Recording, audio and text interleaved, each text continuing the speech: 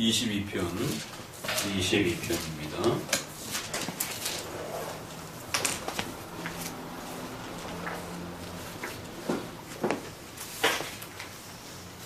(22편) 1절 같이 한번 읽어보도록 합니다. 22편 1절. 내 하나님이여, 내 하나님이여, 어찌 나를 버리셨나이까? 어찌 나를 멀리하여 돕지 아니하시며 내 신음하는 소리를 듣지 아니하시나이까? 네. 1절 보도록 합니다.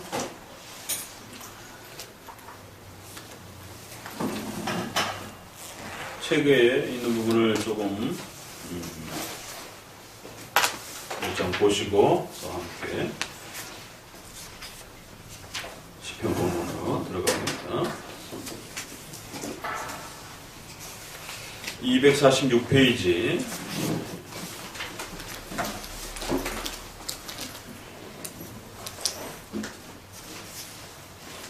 246페이지입니다.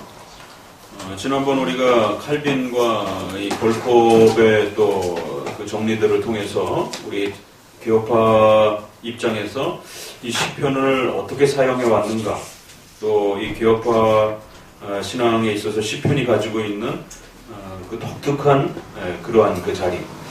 그래서 시편은 어떻게 보면 구약과 신약의 그 다리 역할을 해주는 그런 성격이 아주 강합니다.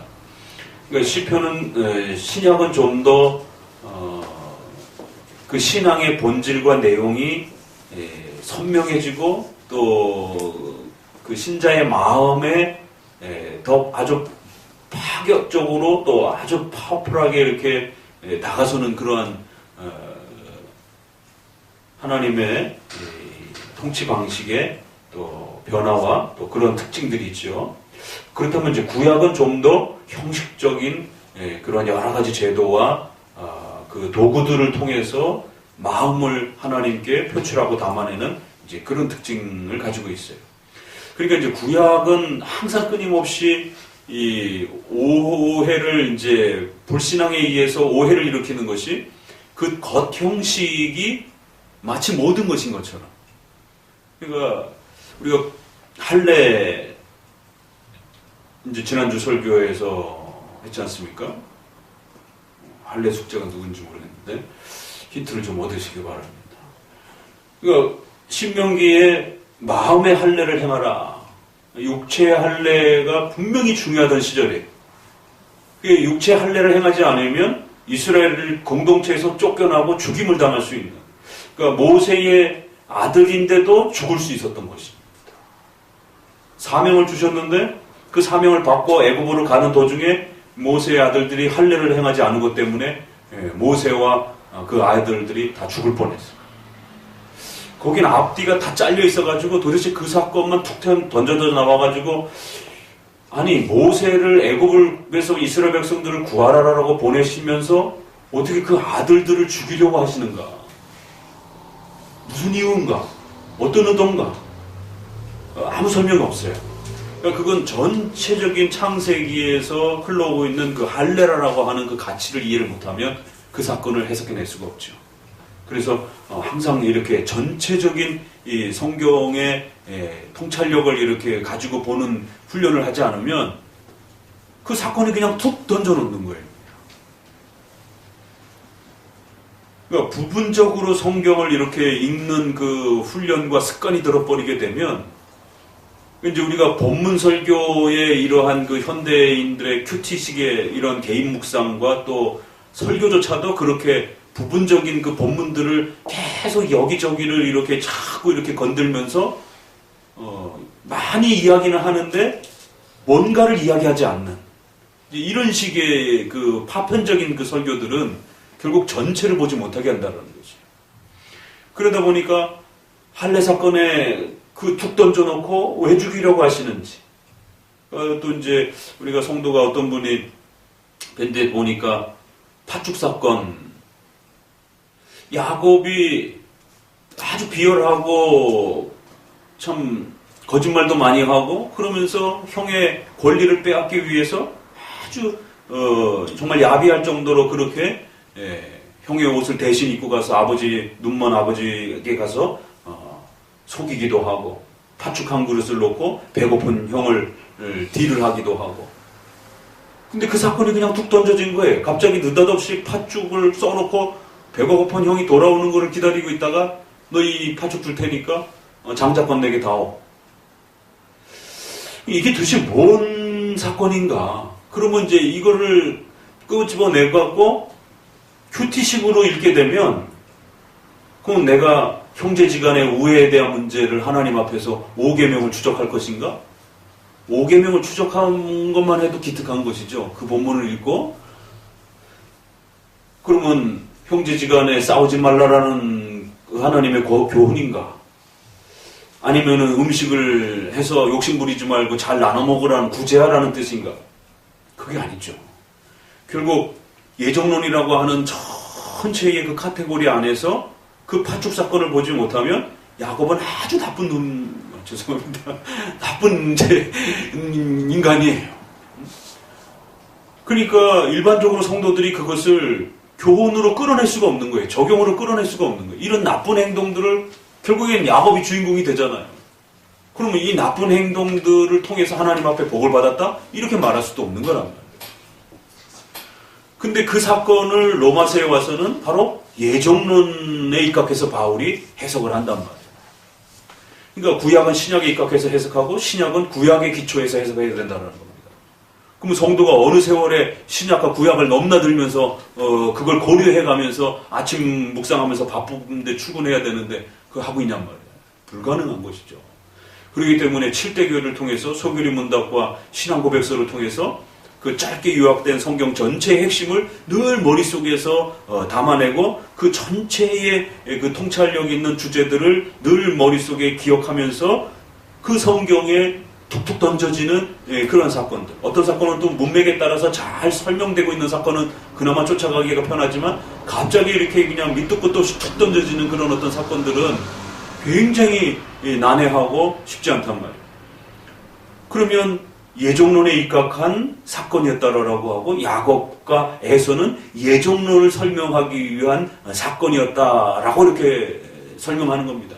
그 야곱과 에서의 생애 속에 얼마나 많은 이야기들이 있겠어요. 그런데 다 생략하고 팥죽 갖고 그 형의 장자권을 빼앗은 그 사건만 성경에 기록되어 있는 겁니다.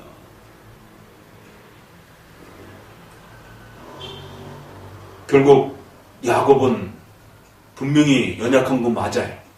그러니까 역사적으로 표현력으로 봤을 때는 야곱은 정말 거짓말을 했고 야비하고 아버지를 속였고 형을 속였고 그리고는 아주 정직하지 못한 그런 삶의 태도를 보인 건 맞습니다. 그러나 그렇다고 해서 야곱은 나쁜 인간 이렇게 결론을 해서는 안 된다는 거죠. 그럼 왜 야곱이 장자권에 그렇게 목을 맸는가? 또 아버지의 축복권에 그렇게 목을 맸는가? 결국 엄마가 이야기해주는 그 중요한 몇 가지를 얻기 위해서 자칫 잘못하면 아버지는 선지자였고 왕이었고 제사장이었기 때문에 족장시대에 그게 발각이 나면 아들이고 뭐고 없어요. 하나님 앞에 선지자였기 때문에 선지자를 대신하기 때문에 하나님을 속였다 그러면 아나니아와 삽비라처럼 즉석에서도 죽을 수 있는 겁니다. 그 정도는 알고 있었던 거예요. 그러니까 형 옷 입고 갔다가 잘못 발각되면은 내가 복은 뒤로 하고 저주받아서 죽을 수도 있습니다라고 엄마한테 안 간다고 하니까 엄마는 등을 떠밀잖아요. 그러니까 룻과 라오미의 그런 이야기도 늙은 그 보아스에게 그 시어머니가 그렇게 동침하라라고 막 등을 떠미는 이러한 사건들도 전체를 고려하지 못하면 그거는 윤리적으로도 말이 안 되는 소리고 교훈적으로도 그거는 성도들한테 적용시킬 수 없는 겁니다. 결국 야곱과에서는 예정론 안에서 일어난 사건이다 이렇게 말하는 거예요. 그러면 결국 그 축복권이 무엇인지 장자권이라는 게 무엇인지 결국 이스라엘에게 있어서 그 첫 아들에게 주는 그 하나님의 복이라는 게 무엇인지 결국 리브가가 뱃속에서 아이들을 잉태했을 때 하나님이 오셔서 계시를 준 겁니다. 너희 작은 아들이 너희 가문 전체를 세우는 지도자가 될 것이다. 그러니까 어머니의 본능적으로 처자들에 대한 어떤 애정이 있을 텐데도 불구하고 엄마도 약간 부족하고 연약한 그런 모습이 있는 것이죠. 남편을 속였고 아들을 속였고 그럼에도 불구하고 더 중요한 건 그 엄마도 그렇고 야곱도 그렇고 누가 책망을 받느냐면 이삭이 책망을 받는 거예요. 그 다음에 에서가 책망을 받는 겁니다. 거꾸로. 예종론적 관점에서 보게 돼요. 분명히 이삭도 그 얘기를 들었을 거란 말이에요. 아내가 그 계시를 받은 것에 대해서. 동생이 하나님의 그 선지자적 자기에게 주셨던 아브라함, 이삭, 야곱으로 이어져 내려가는 하나님의 그 선지자로서의 제사장으로서의 그 권한을 그렇게 물려줄 것이다라고 합니다. 근데 아버지는 처자들에 대한 그런 애정과 기대감 때문에 계속 처자들에게만 매여있는 작은 아들을 세우고 준비를 하면서 자기 눈이 노년이 돼서 그렇게 멀을 때까지 뭐 했냔 말이에요. 착착착착 준비를 해서 작은 아들이 자기의 제사장권을 선지자권을 물려받을 수 있도록 준비하고 또 큰아들이 혹시라도 질투하지 않도록 그 질투 때문에 작은 아들을 죽이려고 하는 그 질투의 폭발심을 보잖아요, 나중에. 그럼 아버지가 미리미리 그거를 설득하고 교육시켰어야 하고 너는 형이지만 하나님이 너 동생에게 그 엄청난 하나님의 계시권을 선지자권을 주셨으니까 절대로 질투하지 말아라. 이건 질투의 문제가 아니라 하나님이 동생을 선택하신 하나님의 뜻의 문제입니다. 그러면서 오랜 생활 큰아들을 교육시켰어야만 됐는데 여전히 큰아들에 대한 그런 지나친 그러한 쏠림. 근데 엄마는 작은 아들에 대한 그 하나님의 계시를 마음에 둔 거란 말이에요. 하나님이 작은 아들을 선택했다. 그 작은 아들을 통하여 하나님의 선지자권과 제사장권이 교회가 유지될 것이다. 그게 그 시대인 교회란 말이에요. 족장시대니까. 그러니까 하나님의 교회가 존폐 여부가 달린 겁니다. 그를 뱃속에 있을 때부터 기억했고 자식들을 키워가 나가면서도 기억했고 그래서 이제 남편이 눈이 멀어서 때가 다가오자 아내도 역시 알죠. 하나님의 그 계시권과 이 선지자권을 잘못 거짓말로 남편에게 다가섰다가 저주를 받을 수도 있는. 그러니까 아내도 목숨을 건 거고 야곱도 목숨을 건 겁니다. 그런 면에서. 그러니까 애굽의 산파가 이스라엘 백성들을 낳아줄 때 왕이 남자면 죽이라고 하고 여자는 놔주라고 했을 때 산파들이 거짓말을 했단 말이에요. 근데도 복을 받은 거예요. 거짓말을 해서 복을 받은 게 아니라 하나님을 두려워했기 때문에 복을 받은 겁니다. 그래서 거짓말은 십계명에서 앞부분과 뒷부분이 부딪히면 늘 얘기했죠. 그렇죠? 십계명 배울 때 전체가 조화를 이루면 가장 최선이죠. 그래서 십계명의 야고보서나 요한일서에 보게 되면 하나를 어기면 나머지 전체가 붕괴되어지고 십계명은 전체로 완성하는 것이지 어느 하나만 취사 선택할 수 있는 게 아니다라고. 그게 십계명의 조화의 원리예요. 그렇지만 인간의 죄 때문에 우리는 둘 중에 하나를 차선적으로 선택할 수밖에 없는 그런 위기에 놓인단 말이에요. 그렇게 될 때는 앞에 걸 먼저 선택해야 된다. 5계명이 부딪힐 때는 앞에 세 부분. 5계명 살인하지 말라. 그 다음에 간음하지 말라. 이 앞에 게 국가의 질서와 교회의 생존권, 인간의 생존권과 관련되어 있는 아주 중요한 원리적 질서이기 때문에 뒤에 것보다 앞에 온다라는 것이. 그래서 거짓말이라고 하는 그 연약함을 보였음에도 불구하고 긍휼히 여겨주시고 하나님은 하나님의 약속을 지키려고 그 몸부림쳤던 믿음의 모습을 더 귀하게 여겨준 겁니다. 그래서 축복해 준 거예요. 그가 거짓말하고 속인 것은 책망받아 마땅하죠. 그러나 우리가 믿음으로 살다 보면 우리도 그래요. 연약해가지고 잘못하고 실수하고 이런 부분들이 같이 따라간단 말이에요. 삶 속에서. 그래도 하나님은 그가 하나님을 의지하고 하나님의 뜻을 실천하려고 하다가 실수하기도 하고 하나님의 뜻을 실천하다가 오버페이스 하기도 하고 그런 일들이 많이 벌어져요. 잘못 이해해가지고 거꾸로 적용하기도 하고. 그래도 그 하나님의 말씀을 따라 용기 있게 결단하려고 막 몸부림치는 그 모습을 귀하게 여겨줍니다. 그러니까 야곱은 칭찬을 받고 복을 받는 겁니다.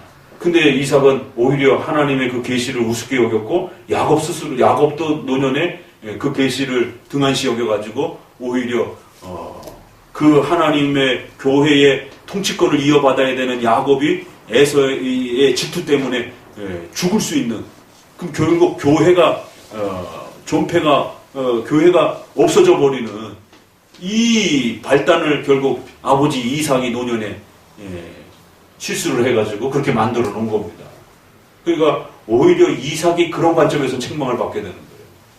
그러니까 야곱은 그 하나님이 동생을 선택해서 교회의 지도자로 세웠다라고 하는 그 계시 하나 때문에, 요셉이 꿈에 대한 그 계시 하나 때문에 죽을 고비를 수도 없이 넘나드는 것처럼 하나님이 주신 그 계시 하나를 믿음으로 붙잡았던 그 이유 하나 때문에 엄청난 죽음의 위기를 겪는 거예요. 다만 믿음이 약하다 보니까 우리처럼 십계명을 가지고 이걸 어디까지 적용하고 어떤 방식으로 적용하고 어떻게 적용해야 되는지를 경험이 없는 겁니다. 그 지난 주일에도 말씀을 드렸죠. 저도 여러분도 우리 모두가 다 개혁신앙을 경험하지 못하고 개혁교회에 지금 참여하고 있다라는, 완전히 새로운 길을 가는 거예요. 우리 모두. 저도 마찬가지예요. 저도 저희 부모님이 이런 개혁신앙의 길을 저에게 보여준 자리가 아닙니다. 모태신앙이었지만 일반 신앙으로 어려서부터 걷기 때문에 일반 신앙의 스타일은 알지만 이 개혁교회가 어떻게 진행돼가고 어떻게 흘러가는지 저도 한 번도 보지 못했고 한 번도 경험해보지 못했어요. 여러분도 마찬가지. 그래서 우리가 아주 조심스럽게 한 발짝씩 그렇게 가야 된다는 거예요. 그러다 보면 실수를 많이 하게 돼요. 그러니까 야곱은 실수를 많이 한 거예요. 그러니까 하나님의 뜻을 실천하고 싶은 그 열정은 있었는데 그 열정을 올바른 방법으로 성취해가지 못하고, 하나님이 그에게 교회의 통치권과 선지자권을 줬는데 그걸 하나님의 뜻을 따라서 잘 기다리면서 천천히 하나님의 방법으로 실천해 갔어야 되는데 오버페이스를 하는 거예요. 마음이 급해갖고 엄마도 남편이 눈이 멀어가니까 야 저러다가 그냥 갑자기 객사하면 어떡하는가 걱정이 앞서니까 그 하나님의 말씀을 빨리 성취하려고 서두른 겁니다. 거기에 이제 오버페이스가 난 거예요. 그래도 그 마음은 귀한 겁니다. 아브라함과 사라도 마찬가지잖아요. 더 기다렸어야 되는데 방법이 틀린 겁니다. 분명히 하나님이 자식을 낳아줄 거라고 했는데 자식이 안 낳아지니까 10여 년이 지나도 아무 소식이 없으니까 이래서는 안 되겠다. 분명히 주시긴 한다고 그랬으니까 어차피 내 몸에서 나나 내 종의 몸에서 나나 그게 그거지 않겠는가. 사라야의 머리는 아주 기가 막혔던 거예요. 어떻게 그렇게 또 하나님의 뜻을 적용의 점을 찾아낼 수 있을까. 자기 나름대로는 그게 최선이라 생각을 한 거죠. 그래서 자기 몸종에게, 남편에게 가서 자녀를 낳을 수 있도록 동침하라고 했는데 그게 자기 목을 조를지 어떻게 알았겠습니까? 그러니까 하나님의 뜻을 성취하려고 하다가 죄를 짓는 거예요. 이런 실수들을 많이 해요. 그러니까 우리 모두가 개혁교회를 세우려고 하다가 죄를 짓는 거지. 뭐 그럴 수 있습니다. 그래서 역사 속에 하이퍼 칼비니즘이 나오는 겁니다. 알미니안적 칼비니즘은 용기가 없어갖고 칼빈주의의 삶으로 안 살라고 그러는 거예요. 자꾸. 먹고 사는 문제 때문에 또 말씀을 실천하는 것 때문에 부딪히는 여러 가지 고달프고 힘겨운 그런 투쟁의 이런 힘겨움들이 너무 힘든 거예요. 그러니까 적당히 그냥, 그래서 그걸 니고데모파라 그래요. 몰래 밤에 와서 그냥 적당한 정도만 이렇게 듣는 중립주의. 알미니안주의적 칼빈주의는 그런 게 문제라면 하이퍼 칼비니즘은 지금 당장 교회를 개혁해야 되는 거예요. 근데 이런 마음 때문에 오히려 실수를 하는 거예요. 그 양쪽이 다 문제가 있는 거죠. 그러니까 야곱은 이제 그런 면에서 마음은 옳았는데 방법을 이제 하나님의 섭리의 때를 기다리지 못하고 지나치게 오버페이스 하면서 결국 죄를 짓게 돼요. 그럼에도 그 마음을 또 귀하게 하나님이 받아주신 겁니다. 아무튼 이렇게 구약은 어떤 외적 형식이 많이 겹쳐 있어가지고 그것을 잘 걸러내고 그 알맹이로 잘 찾아 들어가지 못하면 굉장히 힘들어요. 그런데 신약은 거꾸로 대부분의 형식이 아주 파격적으로 줄어들었습니다. 그러니까 구약의 할례 절차라든가 또 그 할례 절차를 진행해 가면서 정결 의식을 행하기도 하고 또 성전에 나가서 제물을 바쳐야 되는 그 과정들이 다 있고, 근데 그 모든 것들이 파격적으로 교회적 질서와 어떤 종교적 그런 행위들이 파격적으로 축소가 됐어요. 왜? 외향적인 부분에보다 마음을 담아내는 것을 좀 더 강력하게 하나님께서 그걸 가르쳐주기 위해서 숫자를 줄이고 간소화하고 또 선명하게 한 겁니다. 그랬더니만 어떤 일이 벌어졌냐면 오순절파와 같은 신비주의파들, 무교회주의자들, 경건주의, 그러니까 외적 종교적 질서를 필요 없다 생각하는 파들이 등장을 하게 되는 겁니다. 마음이 중요한 거지. 내가 하나님 믿겠다는데 뭐 교회적 질서와 주일에 공적으로 나가서 예배를 드리고 뭐 이러한 규범적인 이러한 예배적 질서와 틀이, 정치 질서가 뭐가 필요한가? 그런 거 필요 없어. 그냥 내가 잘 믿으면 되는 것이지. 그러니까 신약의 이러한 부분들을 잘못 편협하게 이해하게 되면 신앙은 마음이 중요한 것이지 외적인 질서가 중요한 게 아니구나. 이제 이런 식의 오해를 할 수 있어요, 신약은. 그러니까 신약은 구약의 그 토대 위에서 보지 않으면 마음과 종교적 외적 질서가 어떻게 같이 우리의 신앙을 보완하는지, 마음으로 로마서에서도 아주 독특하게 신앙을 고백을 해요. 너희가 마음으로 믿어 의에 이르고 입으로 시인하여 구원에 이른다라는 거예요. 두 개를 왜 고백할까? 그냥 마음으로만 믿으면 되지. 근데 거기에 반드시 입으로 시인하여. 그래서 이제 칼빈도 그렇고 박윤수 목사님도 그렇고 그 고백의 입이 뭐냐라고 했을 때는 그거는 교회의 공적 신앙 고백, 세례식을 준비하기 위한 교회의 공적 신앙 고백을 말하는 것이지, 자기 혼자 나 하나님 예수님 믿겠습니다 이런 어떤 자기 이렇게 뭐라 그래, 그걸 이렇게 혼자 떠드는 그게 아닌 거예요. 그거는 공적인 약속, 맹세를 말하는 겁니다. 그게 왜 필요한가? 나 혼자 믿으면 되는 것이지. 그러니까 종교적 마음을 담아내는 것과, 그래도 적어도 인간이 몸이 아직 부활되지 않았기 때문에 인간의 그 죄된 연약함을 보완해 줄 수 있는 최소한의 종교적 질서가 같이 보완되지 않으면 쉽게 성도들의 신앙이 무너질 수 있는 겁니다. 그래서 적어도 종교적 그 외적 형식이라는 게 어떻게 사용되어지고 어떻게 그 성도들과 공동체 안에 다스려져 가야 되는지는 신약에 별로 없어요. 신약에 어디 있습니까, 그런 게. 그나마 역사적 내용들은 사도행전 정도밖에 없고, 사도행전에도 무슨 교회 세워져 가는 어떤 그런 세부적인 얘기는 그렇게 많지 않습니다. 그저 디모데 전후서 정도 목회서신이라고 하는 그 정도에만 있지. 구약을 봐야 되는 거예요. 구약에서 그 종교적 외적 형식들을 어떻게 사용했는지, 교회력을 어떻게 사용했는지, 교회 음악을 어떻게 사용했는지, 또 다양한 여러 가지 종교적 도구들을 성찬을 어떻게 사용했는지, 그 형식을 우리가 따라하진 않지만 그 외적인 것을 그 시대에 가지면서 담아냈던 그 마음의 정신은 그대로 신약에 연결돼서 나오는 겁니다. 그래갖고 칼빈이 이제 기독교학을 조금 더 읽다 보면 그런 얘기도 나와요. 손 들고 기도할 수 있습니까? 우리 경배와 찬양 같은데 뭐 이거 많이 하잖아요, 그렇죠? 그럼 또 이거를 막 세게 비난한다고 막 기도를 그렇게 우리가 막 오순절처럼 막 소리를 괴성을 지르고 막 이러는 거는 반대하지만 하나님 앞에 그 간절함과 하나님의 앞에 그 목마름을 어떻게 표출할 수 있을 것인가? 그 이제 카톨릭은 그거를 너무 세게 몰고 간 거예요. 그래갖고 매 순간마다 무릎을 꿇어야 될 때가 있고 서야 될 때가 있고, 그거를 이렇게 교회의 그 리터럴지라고 하는 예식서를 지나치게 율법화시킨 겁니다. 그러나 오순절파 제세례파는 그걸 싹 없애버린 거죠.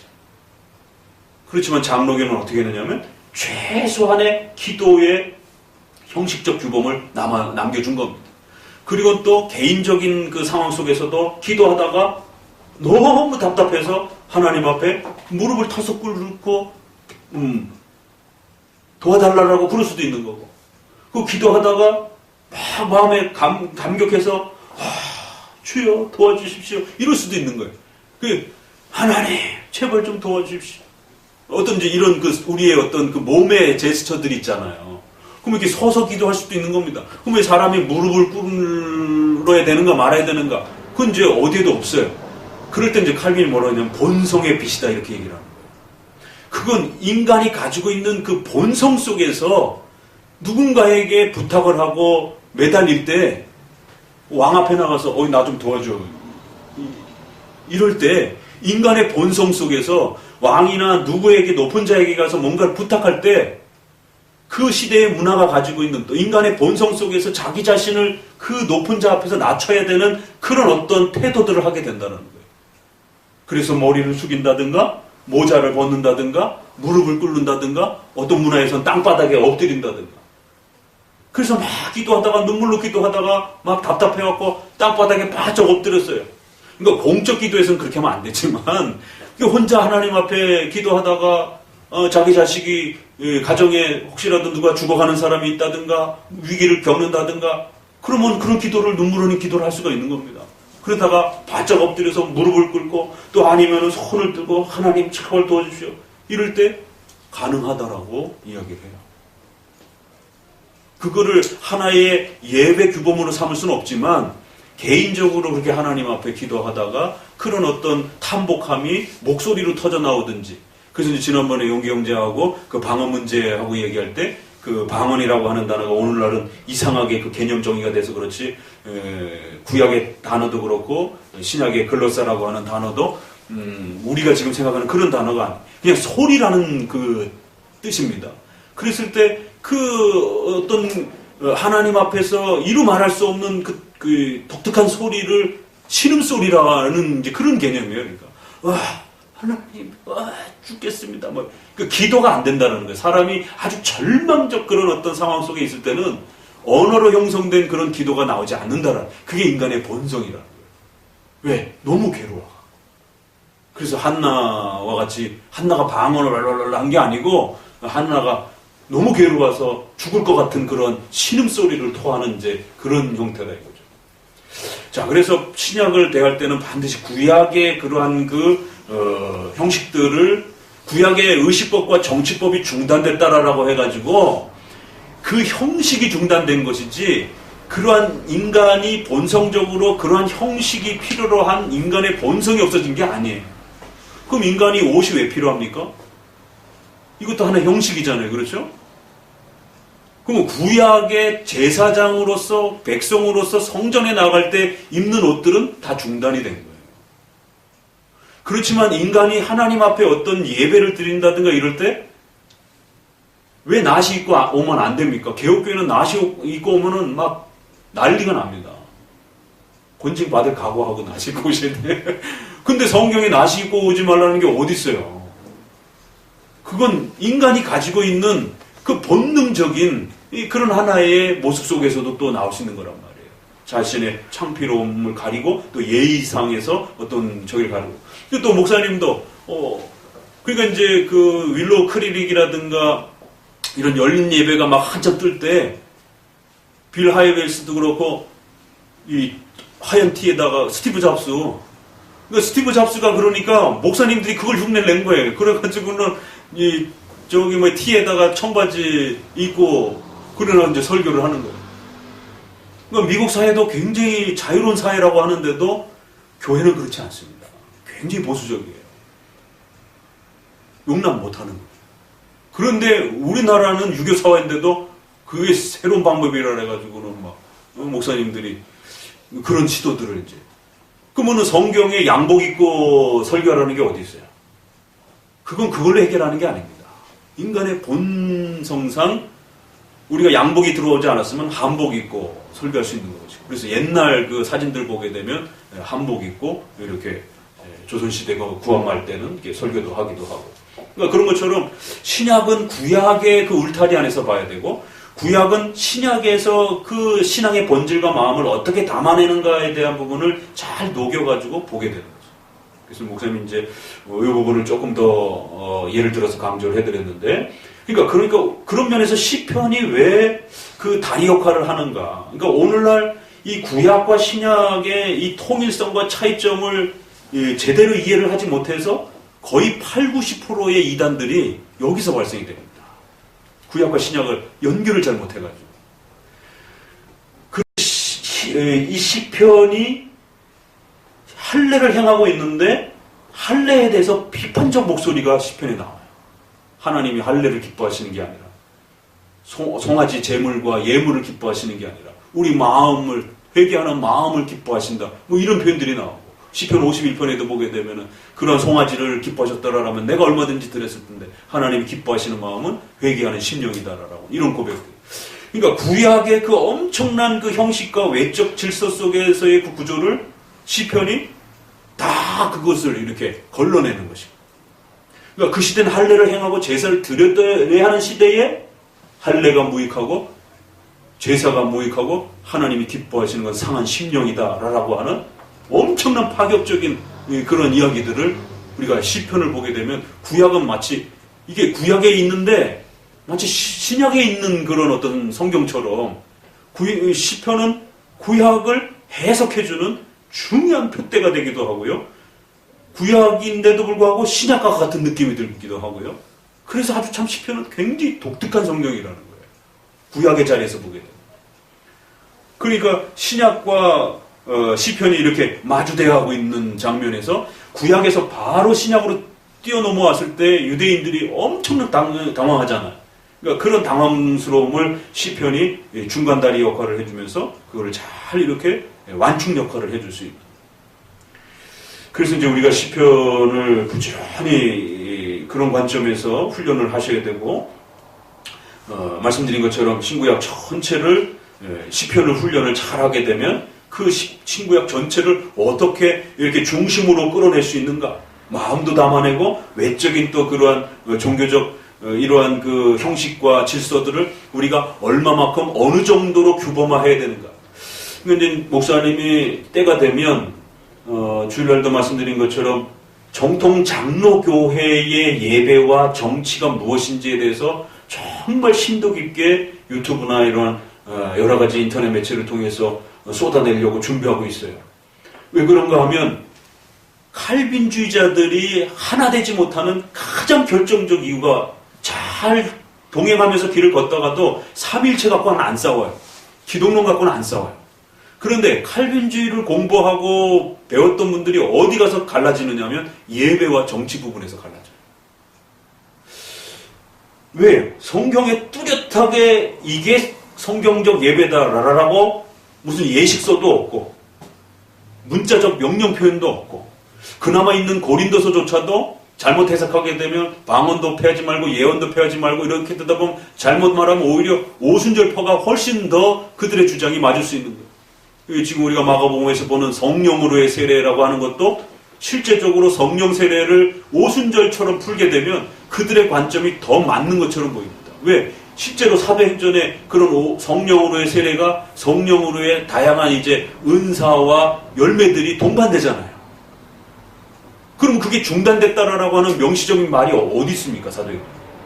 오순절에도 일어났고 고넬료 사건에도 일어나고 계속 반복해서 또 일어난단 말이에요. 그러니까 오순절 그런 식의 폭발적인 그러한 내적으로의 세례와 외적으로의 그런 신기한 사건들이 계속 반복되는구나. 이렇게 문자적으로 해석하기가 훨씬 쉽다란 말이에요. 그런데 장로교는 그거를 중단됐다라고 이야기를 하니까 이제 사람들이 어디 그런 표현이 있어? 라고 하면서 반문을 하게 되는 거예요. 그러니까 이제 그런 부분에서 우리가 아주 조심해야 되고 신중을 해야 됩니다. 그러니까 시편이 그런 부분들을 도와줄 수 있는 거예요. 그러니까 문자적으로는 없지만 그러면 문자적으로 성경적 예배가 뭐냐 도대체 어디까지냐? 그러면은 찬송을 어디까지 불러야 될지 교회력을 어디까지 해야 될지 그러니까 이제 교회력 갖고 싸울 때 보세요. 주일 외에 그 어떤 그 날도 우리 장로교는 허락하지 않는다. 문장을 성경도 그렇고 우리 신앙 고백의 문장도 그 단어와 문자 하나만 보는 거예요. 그러다 보니까 하이퍼 칼비니즘 식으로 그 문장을 해석해내는 거예요. 그러니까 주일 외에 어떠한 모임도 해서는 안 된다. 그러면 지금 우리 수요 예배도 당장 문제가 되고 주일 오후 시간 문제, 주일 오후는 주일날 있으니까 그렇다 치더라도 주중에 행하는 모든 일들이 문제가 돼요. 그런데 웨스트민스터에 그럼에도 불구하고 하나님의 어떤 특수한 경우에 금식일과 감사일을 행할 수 있다. 그러면 금식일과 감사일은 또 뭐예요? 그럼 그 금식일과 감사일은 언제 행하는 겁니까? 그러면 그거는 주일 외에 어떤 특정한 날에 모여서 예배를 드립니다. 그럼 그게 어떻게 정당한 것인가?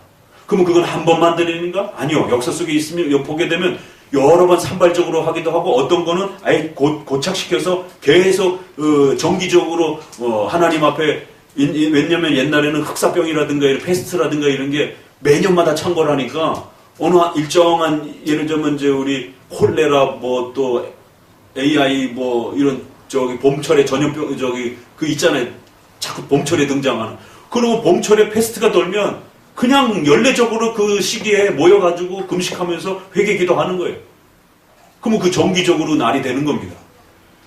그러니까 분명히 성경에도 문자적으로 없고 그렇다고 신앙 고백서들에서도 문자적으로 없고 그런데 어떤 특정한 문장은 주일만 지켜라 이런 어떤 문장이 있기도 하고 그러니까 이거를 종합적으로 이렇게 해석해내지 못하다 보니까 그거를 예배를 그러면 어떻게 드리는 게 성경적인가? 어떤 요소들을 끌어들이는 게 성경적인가? 칼빈이 그토록 성경적으로 예배드리라라고 목숨 걸고 강요하고 우리는 성경에서 말씀한 것만을 우리는 예배적 원리로 삼는다. 그래서 우리가 그걸 규정적 원리라고 이렇게까지 강조하면서 법적으로 정해진 것만을 받아들이는 원리다. 루터파는 허용적 원리예요. 이런 것도 상식적으로 알고 계셔야 됩니다. 그래서 우리는 예배 원리에 있어서 말씀을 토대로 해서 지키는 규정, 법적 원리이고 루터파는 허용적 원리예요. 양심의 자유 속에서 얼마든지 허락되어 있다라고 생각할 수 있는 허용적 원리. 그래서 그 허용된 걸 가지고 하나의 규범을 시킬 수 있다 해서 규범적 원리라고 해요. 우리는 규정, 이제 우리 한글로 표현을 하게 되면 규정적 원리냐, 규범적 원리냐. 규정적, 법적 원리냐, 허용적 원리냐. 이렇게 나눠지기도 해요. 근데 정작 칼빈은 기독교 강의에서 이제 조금 이제 교회론 후반 부분에 예배 나올 때 나옵니다. 정작 그렇게 강조를 해놓고, 원리는 그렇게 강조를 해놓고는 실제로 그러면 어떤 게 성경의 법적 예배냐 이러면은 말을 안 해. 겨우 제시한 게 4가지, 5가지밖에 없어요. 기도, 설교, 성찬, 축도. 그러면 그거를 축도도 어떻게 해야 되는가? 있을지어다, 있으라. 이제는 지금부터는 축도도 다 달라요. 그 고린도후서로 사용할 건가? 또 아니면 아론의 축도로 사용할 건가? 칼빈은 아론의 축도로 사용해봤다가 또 고린도 후서의 마지막으로 사용해봤다가 지금 이제 청기도 후기로서는 이제 고린도가 많이 사용됐고 종교개혁 시대 때는 아론의 축도가 많이 사용됐습니다. 근데 원문에는 그 기원체로 돼 있어서 영어 성경에서도 이렇게 그 기원문 형태로 돼 있어가지고 있을지어다라는 것도 없어요. 그거 한글로 해석한 번역을 하면서 넣어준 겁니다. 이제는 지금은 그것도 마찬가지. 그냥 성부, 성자 예수 그리스도의 은혜, 성부 하나님의 사랑, 성령의 감동 뭐 이런 정도밖에 없습니다. 말이 단어로 뚝뚝 끊겨 있어요. 그냥 헬라어도 그렇고 동사 주어가 없어요. 그냥. 교회 정치상으로 이제는 있을지어다 라고 이렇게 맞춰준 겁니다. 우리 교단. 다른 교단은 지금은 있으라 라고 이렇게. 근데 또 이걸 이해를 못하는 분들은, 축도의 개념을 이해를 못하는 분들은 예수님 이름으로 기도합니다 이렇게 하셔요. 그건 축도의 개념이 아니에요. 그래서 축도를 또 공격하시는 분들이 있어요. 목사님이 무슨 제사장이냐? 왜 축도를 하느냐라고 이렇게 하나님처럼 선포를 하느냐라고. 근데 미국 장로교회법도 그렇고 우리 장로교회법도 그렇고 전부 다 축도는 일반 기도가 아니다라고. 하나님이 목사를 세워서 그리스도께서 나눠주는 것처럼 성찬을 대행하는 것처럼 성도들을 축복해줘야 되는데 성도가 자기 자신에게 축복할 수는 없잖아요. 그러니까 성찬을 행하듯이 목사를 세워서 그리스도께서 그 백성들을 복내려주는 그 대행적 복의 선언을 해주도록. 그래서 축도는 일반 기도하고 다르다라는 거죠. 그래서 예배의 맨 마지막에 하나님의 복을 소리로써 그렇게 선언적으로 듣고 감격해하면서 돌아가는 거예요. 너희는 하나님의 복된 내 백성들이다 라고 하는 그 감격스러운 소리를 성경으로도 듣지만 그걸 음성으로도 이렇게 재선언해 주는 것입니다. 그래서 칼빈이 축도. 근데 그 축도를 어떤 순서로 어떤 걸 사용해서 해야 될지 아무런 언급도 없어요. 이러니까 이제 이걸 적용하는 것 갖고 싸우게 되는 거예요. 정치도 마찬가지. 그랬을 때의 이 예배와 정치는 신구약 전체를 통일성 있게 볼 수 있는 그 안목에서 적용하게 되는 겁니다. 단편적인 어떤 몇 구절 가지고 적용할 수 있는 문제가 아니라는 것이에요. 그리고 또 그거를 적용하는 범위 내에서도 서로가 합의하는데 너무 힘들어요. 그래서 적어도 그걸 합의할 수 있는 교단끼리 선을 긋는 겁니다. 그래서 고신교단은 있을지어다라고 정했으면 그렇게 가는 거고, 우리는 있으라, 그러니까 선포하는 언어도 조금씩 차이가 있을 수 있잖아요. 그렇잖아요. 그럼 우리는 있으라라고 하겠습니다라고 하면 교회 정체상으로 그렇게 정하는 겁니다. 그리고 이쪽 교단에서 저쪽 교단을 비판하지 않는 것이, 그냥 서로 존중하는 겁니다. 그러니까 이런 정통신앙에 대한 이 신앙의 원리를 이해를 못하다 보니까 마치 있을지어다와 있으라를 가지고 그게 마치 비성경적이냐 성경적이냐를 갖고 싸우기 시작하는 거예요. 그러면 교회가 끊임없이 분열이 됩니다.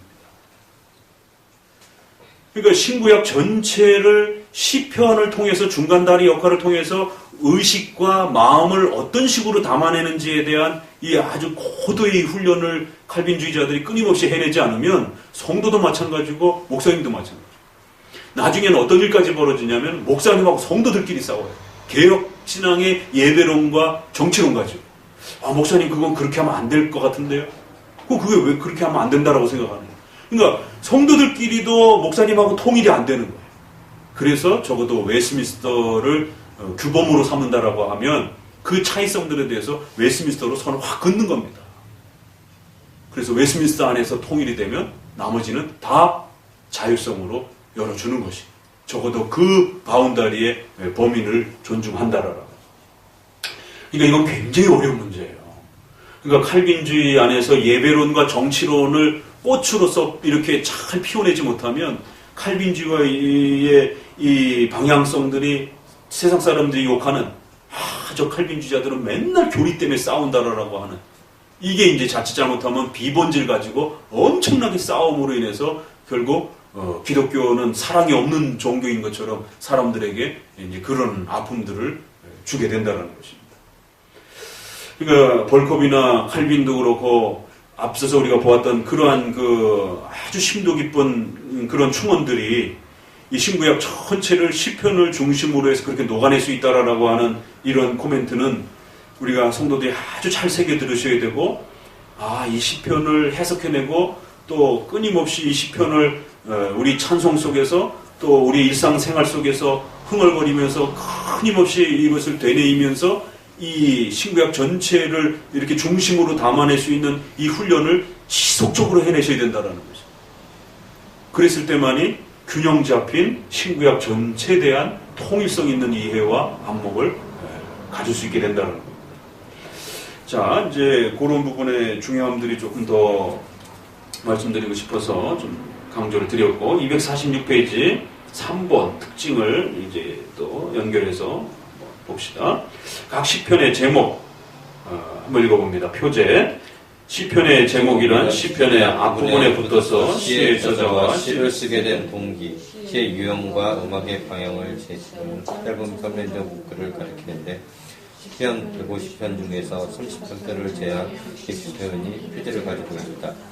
전통적 견해에서 이 표제들은 비록 원본에 기록된 것은 아닐지라도 그 역사적 가치는 신빙성이 있으며 온전하고도 완전한 것들로 인정되어 왔다. 제목의 형식은 5가지로 분류할 수 있다. 그래서 표제 제목은 영감된 그 구약 단어는 아니에요. 추가가 돼서 후대에 그것을 읽고 제목을 이렇게 붙여놓은 겁니다. 그거는 우리가 상식적으로 알고 계셔야 돼요.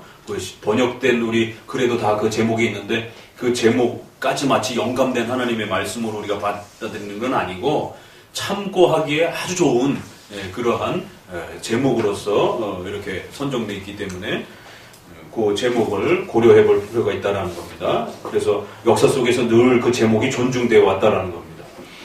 1번 같이 읽어봅니다. 시편의 시적 표현을 드러내는 것. 그래서 시르, 미스포머, 뭐 퉁기는 이런 타기 종류의 이런 부분이 있고, 뭐 믹담, 시가얏, 셀라, 마스길, 믹담 뭐 이런 부분이 있고, 그러니까 5가지 정도로 이렇게 구별이 되는데 테빌라 뭐 이런 부분들이 악기나 시편의 연주법과 관련된 부분들이 있어요. 그래갖고 이 음악 비전문가는 잘 모르겠는데 우리 작은 아들은 좀 아시는가요?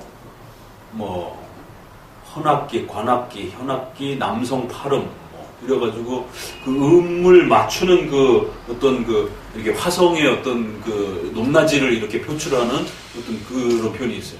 그래서 이 시편을 읽을 때는 아주 세게 읽어라. 그래야 좀 더 감동이 된다는. 이 시편을 읽을 때는 아주 저음으로 읽어라. 이런 거예요. 이 시편을 읽을 때는 속도감을 붙여서 읽어라. 이 시편을 읽을 때는 좀 천천히 숨 쉬면서 읽어라. 그럴 때에 훨씬 더 감동이 된다. 이제 이런 어떤 하나의 코멘트예요. 이제 우리에게 상당히 좀 많이 낯설죠. 자, 3번 시편의 예배의식을 따른 것. 주로 예배에 사용된 시편들을 가리키며 성전 낙성과 안식일의 찬송시, 성전에 올라가는 노래, 이러한 몇 가지 구약의 그 절기 예배 예식과 관련되어 있는 그런 또 내용들이 있어요. 네 번째는 저자나 봉헌에 관계된 것. 다윗과 솔로몬, 아삽과 고라 자손의 시임을, 그러니까 저자가 누가 저작했는가, 이제 뭐 저자를 표출해주는 그런 제목들도 많고요. 그러면 다윗이 졌다라고 한다라면 저자를 알면 대략 그 분위기를 알 수 있단 말이에요. 그렇기 때문에 해석하는 데 도움이 된다는 것이죠. 그리고 시가 기록될 때의 상황 같이 읽어봅니다. 주로 다윗의 시에서 발견된다. 다윗이 그 아들 압살롬을 피할 때의 상황을 설명하는 표제들로서 주로 다윗의 시에서 발견된다. 다윗이 그 아들 압살롬을 피할 때에 지은 노래. 베냐민 사람인 구시의 말에 대하여 다윗이 여호와께 한 노래. 여호와께서 다윗을 그 모든 원수와 사울의 손에서 구원하신 날에 다윗이 이 노래의 말로 여호와께 하려 가로되 다윗이 아비멜렉 앞에서 미친 척하다가 쫓겨나서 떠날 때에 지은 노래. 34편은 굉장히 슬픈 시죠. 그러니까 그런 역사적 분위기를 이렇게 잘 알면 역사적 해석하는데 상당히 도움을 얻을 수 있다는 것이에요. 그러니까 시편의 제목도 그냥 휙 읽지 마시고 이렇게 좀 참고하시면서 읽으시라는 것입니다. 자, 시편 22편으로 한번 돌아와 보세요. 자, 그런 관점에서 이제 우리가 또 한 부분 좀 읽어보면 이 시편 22편은 예수 그리스도와 관련된 예언시예요. 근데 이제 제목은 어떻게 되어 있어요? 다윗의 시 영장으로 아일렛 사할의 맞춤 노래 이렇게 되어 있습니다. 약간 좀 악기나 이런 그 연주와 관련된 표현으로 되어 있고, 이제 그러면서 1절이 내 하나님이여 내 하나님이 어찌하여 나를 버리셨나이까 어찌하여 나를 멀리하여 돕지 아니하옵시며. 그러니까 이제 이게 시편에 있어서 예언시와 관련해 가장 유명한 고백입니다. 이게. 그리고 이게 신약으로 넘어와서 복음서에 그대로 예수님 십자가에 죽으실 때에 가상칠언이라고 예수님이 돌아가시기 직전에 마지막으로 고백한 7마디가 있어요. 거기에 이제 엘리 엘리 라마 사박다니. 그래서 히브리어 말에 그 엘리 엘리 라마 사박다니. 그래서 엘로힘 그러잖아요. 그래서 그러면은 하나님이라는 뜻이기 때문에 엘리. 그러니까 리가 이제 소유격으로 나의 이런 뜻이에요. 그래서 이제 나의 하나님 엘리 엘리 라마 사박 어찌하여 의문사에 사박다니 버리십니까? 근데 이제 이 시편 22편의 이 히브리어는 엘리 엘리 라마 아잡타니 이렇게 돼 있어요. 좀 달라요. 신약의 표현하고. 신약에는 우리 번역도 그걸 번역하지 않고 그냥 소리 나는 대로 그냥 그대로 내비뒀어요. 엘리 엘리 라마 사박다니. 근데 히브리어 본문에는 엘리 엘리 라마 아잡탄이 이렇게 돼 있어요. 이제 신약의 많은 그 구약의 인용구들이 어떨 때는 70인역 성경을 이렇게 참고하기도 하고, 이렇게 구약의 이 성경을 사용하는 데 있어서 그 시대의 유대인들이 이렇게 쓰고 있었던 그 구약 성경이 있었단 말이에요. 그러다 보니까 거기에서 좀 자유로워요. 그리고 또 그것을 의미에 맞춰서 또 이렇게 인용하기도 하고. 우리가 마가복음에서 읽는 이사야, 또 말라기의 그 예언도 그냥 막 갖다가 결합시켜 놓잖아요. 그 말라기를 쓰려면 말라기로만 쭉 해놔야 되는데 말라기하고 이사야가 겹쳐가지고 이렇게 표현되어 있어요. 그러니까 세례 요한과 관련해서 그의 특성을 이야기해주고 맞출 수 있는 어떤 중요한 표현들을 이렇게 끌어다가 의미를 맞춰준 겁니다. 이제 그런 부분에서 좀 자유로워요. 자, 그래서 문법적 특징도 이제 그런 부분이 있는데, 이제 의무적으로 이게 기독론과 관련되어 있기 때문에, 어떻게 이 표현이 예수님과 관련된 표현일 수 있는가를 우리가 어떻게 찾아낼 수 있는가? 이게 다윗 개인의 어떤 성화적 고민과 아픔의 내용인지, 이게 예언과 관련된 예수님의 예언인지 어떻게 걸러내는가? 그러니까 이 표현만 봐서는 몰라요. 이건 지금 전형적으로 다윗이 하나님 앞에 지금 아파하는, 괴로워하는 적들의 그런 공격 앞에 괴로워하는 그런 그 신음적 고백입니다. 하나님 제발 도와주세요. 근데 이게 시편 22편이 그리스도의 죽음을 예언하는 아주 중요한 그러한 예언시로서 연결돼가지고 성찬과 관련해서 또 많이 불려지기도 하고. 그러니까 전체, 아까 말씀드린 것처럼 신구약 전체를 보게 되면 신약 자체에서 언급해주고 있잖아요. 그렇죠? 그러니까 신약 자체에서 언급해주는 건 좀 더 쉽습니다. 그런데 신약 자체에서 언급해주지 않는 것들도 찾아낼 수가 있어요. 그 그리스도의 전체적인 구원의 사역과 관련된 그런 표현들이 또 이렇게 담긴다라면 시편에서 직접적으로 신약을 시편을 언급하지 않더라도 얼마든지 또 찾아낼 수가 있습니다. 근데 이제 문제는 요 표현은 괜찮은데 그럼 이 22편 전체가 그런 것이냐? 또 이것도 문제가 돼요. 그 주어가 나는 그러다가 이제 또 이렇게 바뀌어져 갈 때 그러면 이건 다윗 개인에게 해당이 되는 건지 그러면 우리에게까지 또 연결이 돼요. 그래서 성도의 고난과 아픔에 대한 그 내용으로서 우리가 끌어와야 되는 것인지 아니면 그리스도 그 자신에게만 해당이 되는 것으로 이렇게 또 해당되는 게 있어요. 그거 함부로 또 우리에게 끌어오면 안 되는 것들이 있어요. 나의 하나님, 그래서 이건 신약에 그대로 연결됐기 때문에 이게 그리스도의 예언적 그리스도의 죽음과 관련된 그런 고백으로 우선적으로 적용이 되어야 한다는 걸 알 수가 있습니다. 내 하나님, 내가 낮에도 부르짖고 밤에도 부르짖었는데 잠잠치 않습니다. 그러니까 성도들이 이 구절을 읽을 때는 우리 성도들의 어떤 성화적 고민과 아픔이 떠오를 수 있지만 그럼에도 불구하고 그리스도의 그 죽음 앞에서 십자가 앞에서 그리스도가 부르짖었던 그 고통을 더 고려해 가시면서 이 본문의 구절을 읽어야 됩니다. 이스라엘 찬송 중에 거하시는 주여 그러면서 우리 열조가 주께 의뢰하였으므로 저희를 건지셨나이다. 이러면 또 이제 주어 자체가 좀 많이 달라지잖아요. 우리의 조상들을 구원하셨던 하나님, 저희들이 어려울 때 하나님 도와주셨는데 저희가 주께 부르짖어 구원을 얻었고 주께 의뢰하여 수치를 당치 않았습니다. 그러다가 갑자기 6절에 와서는 나는 벌레요 사람이 아니라 사람의 해방거리요 백성의 조롱거리요. 이것도 예수님이 그대로 자기 자신에게 적용하셨어요. 그래서 여우도 집이 있고 참새도 집이 있는데 주님만이 인자만이 머리 둘 곳도 없을 정도로 또 그리스도가 고향에서 선지자가 그렇게 모멸감을 당하고 조롱을 당한다라라라.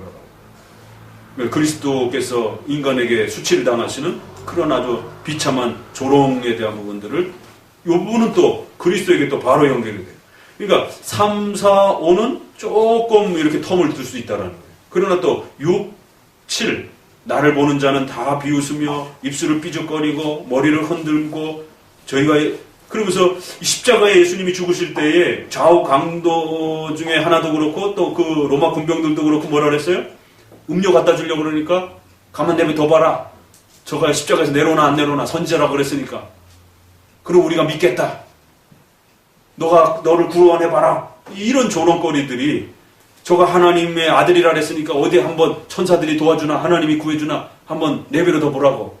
이거 아주 전형적으로 십자가의 그 사건하고 아주 잘 매치가 됩니다. 하나님께 의탁하니 구원하실 것, 저를 기뻐하시니 건지실 것.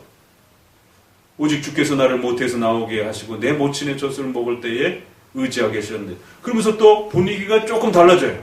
거기까지는 직접적으로 좀 연결되다가 다윗이 자신의 그 태어난 너무 고통스럽고 힘드니까 욥기처럼 자기의 그 태어난 그 과정들을까지조차도 이렇게 되돌아보면서 고통스러워하는, 내가 날 때부터 주께 맡긴 바 되고 못해서 나올 때부터 주는 내 하나님이 되셨사오니 나를 멀리하지 마옵소서. 환난이 나 가깝고 도울 자옵니다. 많은 황소가 나를 에워싸고. 그러니까 여기까지는 그럼 이게 마리아의 태에서 이렇게 하나님이 예수 그리스도를 지켜주신 것인가? 라고 하기에는 조금 좀 거리가 있고요. 그러니까 이런 부분에서는 조금 더 성도들의 일반적인 그런 성화와 관련된 하나님의 보호하심으로 조금 더 이렇게 내려갈 수도 있는 것입니다. 그래서 성도들의 일반적인 성화와 관련된 것과 그리스도의 예언된 부분들이 이렇게 겹쳐있기도 하다라는 거예요. 그러니까 어떤 시편은 아주 선명하게 110편 같은 경우는 아주 선명하게 그리스도와 관련해서만 해석해야 돼요. 하나님의 보좌 우편에 계신 발등상 아래, 이런 표현들은 우리에게 절대로 적용할 수 없는 표현들입니다. 너는 내 아들이라, 이제 이런 표현들도 그렇고. 자, 그러면서 많은 황소가 나를 에워싸고 또 이제 내게 그 입을 벌림으로 찢고 부르짖는 사자 같고 나를 물같이 쏟으며 내 뼈가 어그러졌고 내 마음이 촛물 같아서 녹아졌고 내 힘이 말라 질그릇같이 붙어졌고. 이것은 그리스도께서 십자가에 죽어가시면서 고통받는 이 이사야 53장에 보게 되면 그 어린 양이 이제 도살장에 끌려가면서 거기에 표현되어 있는 그런 표현들이 있어요. 그 표현하고 아주 유사합니다. 그는 질고를 당하고 고초를 당하고 그렇게 고통을 당했다라는 표현 이사야에도 나오는데, 여기도 보면은 그런 여러 가지 고통들이 개들이 나를 에워싸고 내 수족을 찔렀나이다. 내 모든 뼈를 설 수 있나이다. 내 겉옷을 나누며, 이건 또 직접적으로 또 적용이 되지 않습니까? 그렇죠? 그래서 이게 예언적으로 성취가 돼서 군병들이 그 옷을 제비뽑기를 하는, 그런데 그 옷을 찢지 않는, 이게 이제 구약의 예언과 연결이 된단 말이에요. 여호와여 멀리하지 마옵시고 나의 힘을 속히 나를 도우소서. 내 영을 칼에서 건지시고 나를 사자의 입에서 구원하소서. 내게 응낙하소서. 들소불에서 구원하소서. 여기까지 상당히 직접적으로 십자가의 죽음과 연결이 됩니다. 그런데 이제 22절부터는 좀 분위기가 갑자기 또 확 달라집니다.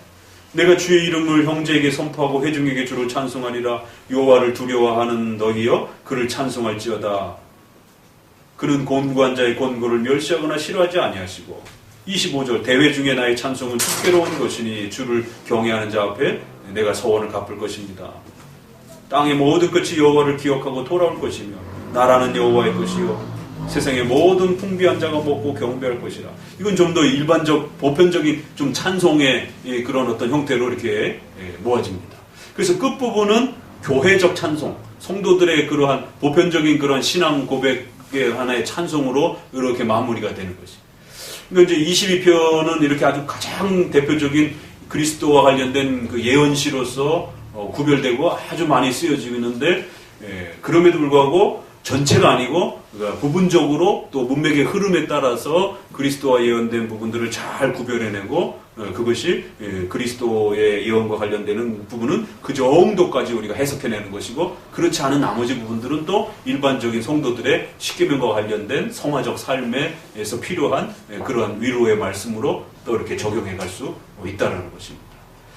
그래서 지난번에는 19편을 통해서 이제 교리적인 그런 말씀의 특징을 이렇게 한번 보았다라면, 오늘은 또 본문을 우리가 좀 참고해서 예언시, 기독론과 관련된 이러한 그 직접적인 그 예언시를 직접적인 표현과 문맥과 또 전체적 그 분위기 속에서 이렇게 잘 어우러가면서 이렇게 찾아내는 것이.